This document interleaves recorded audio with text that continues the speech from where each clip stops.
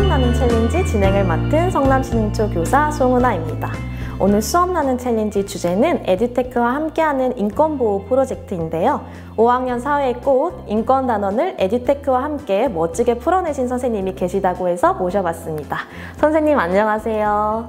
안녕하세요. 항상 연구하는 교사 고연진이라고 합니다. 네, 선생님, 에듀테크와 함께 인권단원 수업을 어떻게 풀어내셨을지 너무 궁금한데요. 이 수업을 어떻게 기획하셨는지 설명 한번 부탁드립니다. 네, 저는 학생들이 인권의 소중함을 글로 배우기보단 몸소 체험할 수 있으면 좋겠다라고 생각을 했어요.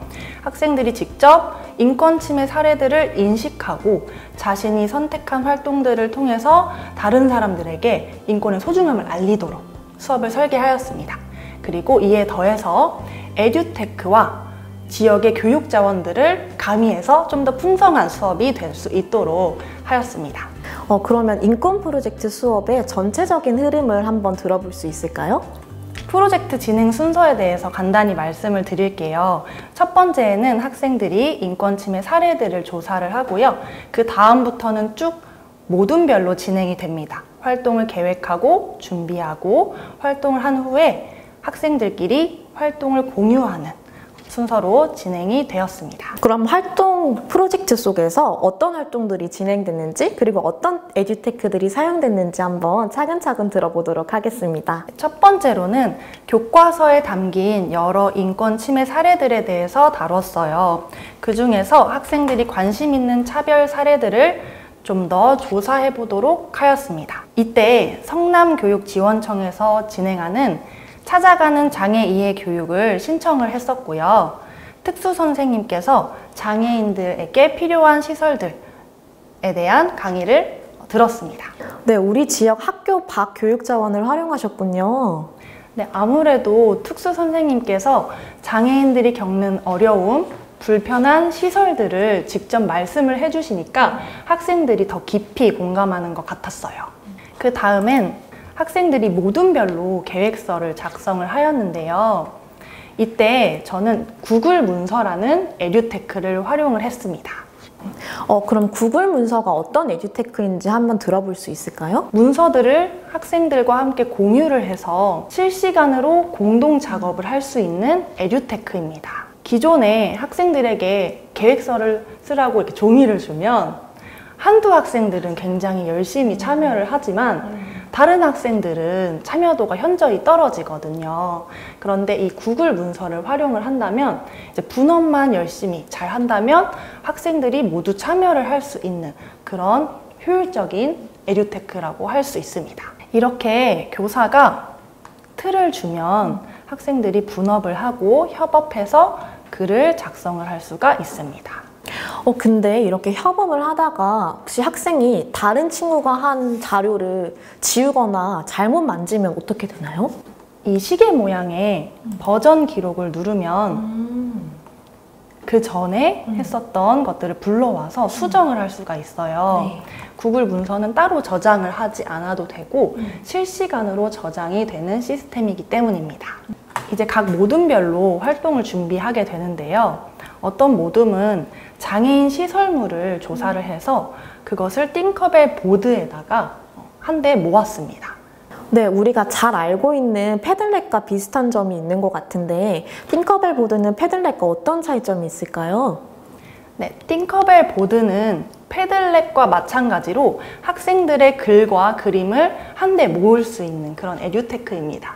그런데 차이점이 있다면 패들렛과는 다르게 띵커벨은 닉네임을 입력을 해서 들어갈 수 있어요. 그래서 어떤 학생이 그 글을 작성을 했는지를 알 수가 있습니다. 그런데 패들렛 같은 경우에는 로그인을 하지 않으면 익명으로 작성되어서 그런 차이점이 있다고 말씀드릴 수 있을 것 같고요.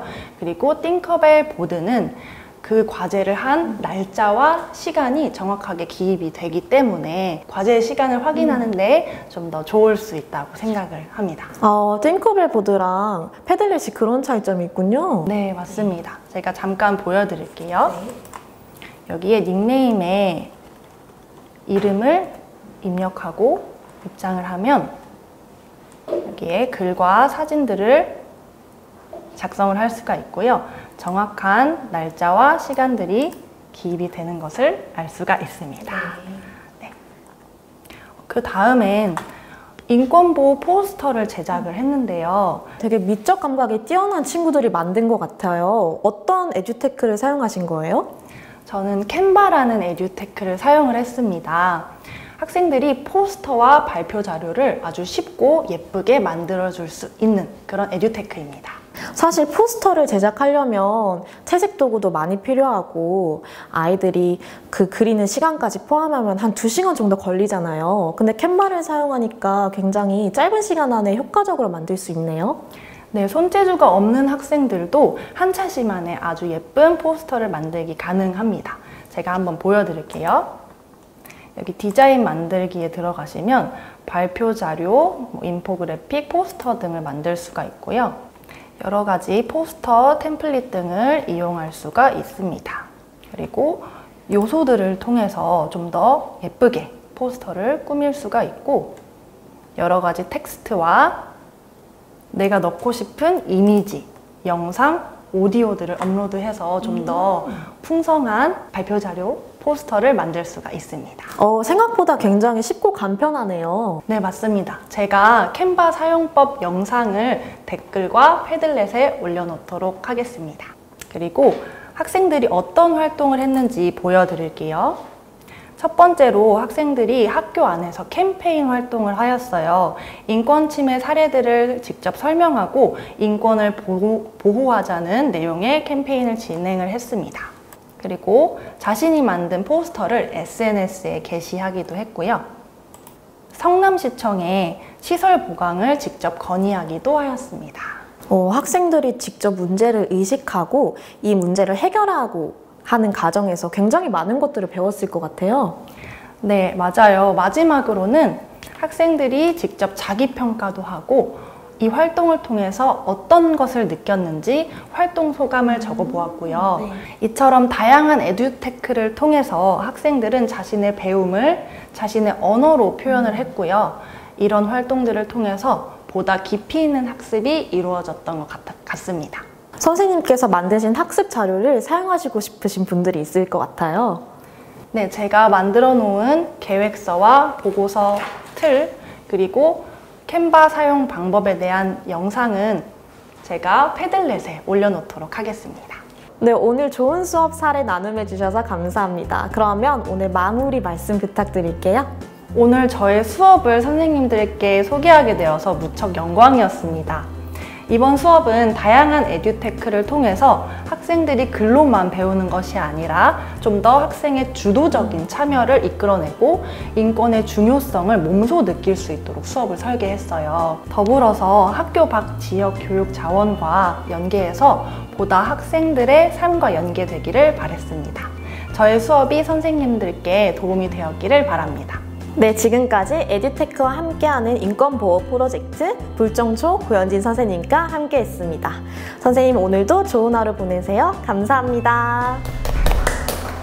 아니 선생님, 작년에 이어서 올해 2년째 에듀테크 발표를 수업하고 계시는데 어떻게 이렇게 꾸준히 수업 연구를 하시는지 좀 비법이 궁금해요. 아, 비법이요? 네. 비법은 아마 이제 학생들을 사랑하는 마음이에요. 최고의 답변이시네요. 감사합니다.